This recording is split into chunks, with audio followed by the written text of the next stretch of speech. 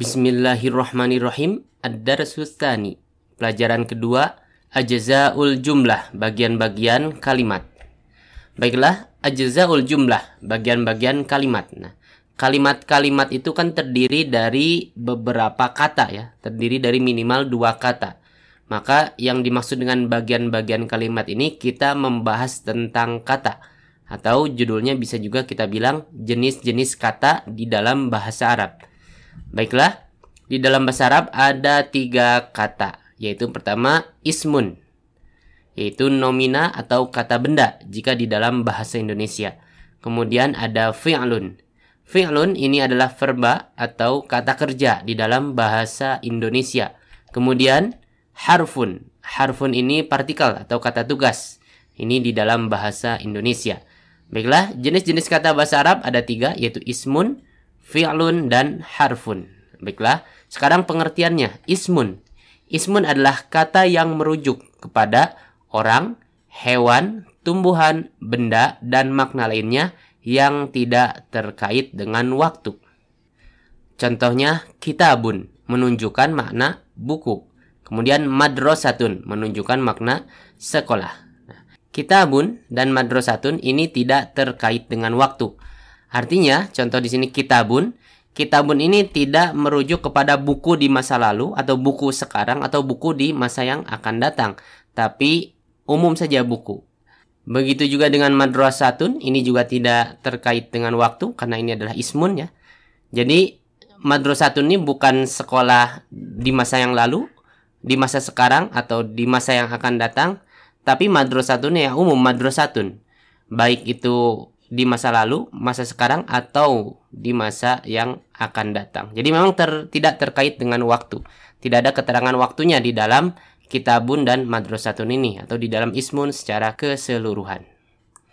Baiklah, berbeda dengan fi'lun. Nah, fi'lun adalah kata yang menunjukkan terjadinya suatu pekerjaan atau kejadian yang terkait dengan waktu tertentu. Contohnya di sini ada zahaba, yazhabu, izhab. Baiklah, zahaba, yazhabu, izhab ini sama-sama artinya pergi. Hanya saja masing-masing dari kata ini dia terkait dengan waktu tertentu. Contoh di sini zahaba artinya pergi.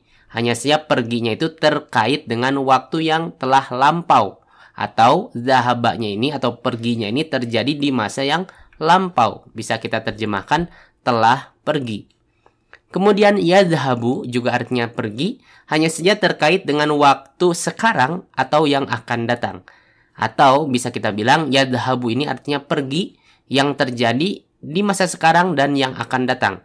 Atau bisa kita terjemahkan sedang atau akan pergi. Sedangkan izhab ini pergi terkait dengan waktu yang akan datang. Izhab ini berupa kata kerja perintah, bisa juga kita terjemahkan pergilah. Nah, mengapa kita bilang idhab atau kata kerja perintah ini terkait dengan masa atau waktu yang akan datang? Karena ketika kita bilang idhab, pergilah, maka pekerjaan perginya itu terjadi pasti setelah perintahnya. Tidak mungkin terjadi berbarengan dengan perintah atau sebelum perintah itu dikatakan. Baiklah, ini dia fi'lun dan ismun. Jadi perbedaannya selain maknanya juga ada di sini. Jadi kalau ismun itu tidak terkait dengan waktu. Kitabun, madrasatun, buku sekolah. Ini tidak terkait dengan waktu yang akan datang, sekarang atau yang berlalu. Sedangkan kata kerja fi'lun ini terkait dengan waktu. Sehingga untuk mengatakan pergi itu tergantung waktunya. Jika waktunya telah berlalu, perginya telah berlalu, maka kita gunakan zahaba. Jika pekerjaan perginya ini sedang atau akan terjadi, maka kita gunakan yadhabu. Dan untuk perintah kita gunakan idhab. Nah, ini adalah fi'lun. Nah, sekarang apa itu harfun? Nah, kalau harfun ini kata tugas, yaitu kata yang maknanya belum dapat dipahami secara utuh, kecuali jika telah disandingkan dengan kata lainnya. Berbeda dengan ismun dan fi'lun ini sudah memiliki makna tersendiri, walaupun belum kita letakkan di dalam sebuah kalimat. Nah, kalau tugas ini ketika kita ucapkan secara sendiri tidak dalam sebuah kalimat atau tidak disandingkan dengan kata lainnya, maka harfun ini tidak kita pahami atau tidak kita ketahui maknanya secara utuh. Contoh ada fi, ala, ila, dan sebagainya. Nah, mungkin ketika beberapa orang ditanya apa artinya fi artinya di dalam, ala artinya di atas, ila artinya ke. Namun sebenarnya fi, ala, ila ini belum tentu itu maknanya. Contohnya kita ambil fi. Di sini ada dua kalimat. Al-kitabu fil mahfazati. Al-kitabu, buku itu, fil mahfazati, di dalam tas. Kemudian yang kedua, argobu fil qiraati. Saya suka membaca. Jika kita bandingkan dua kalimat ini, dua-duanya sama-sama menggunakan fi di dalam kalimat tersebut. Namun arti fi di dalam kedua kalimat ini berbeda. Fi yang pertama, al-kitabu fil mahfazati, artinya di dalam. Dia menunjukkan tempat. Sedangkan di dalam fi yang kedua ini artinya bukan tempat atau bukan di dalam. Fi yang kedua ini digunakan untuk menunjukkan bahwasanya argobu, ini fi'il ya. Bahwasanya kata kerja argobu ini artinya senang atau suka. Karena jika fi-nya ini kita ganti an, argobu an, maka artinya membenci. Tapi ketika kita gunakan fi, argobu fi, maka artinya menyukai. Jadi fi ini kita gunakan untuk menunjukkan bahwasanya argobu ini artinya menyukai. Jadi ini hanya keterangan tambahan atau kata tambahan. Seperti itu.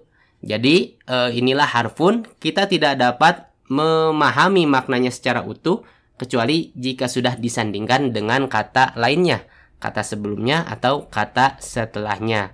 Jadi tidak bisa kita pastikan maknanya jika dia masih sendiri. Ini adalah jenis-jenis kata di dalam bahasa Arab. Ada ismun, fi'lun, dan harfun.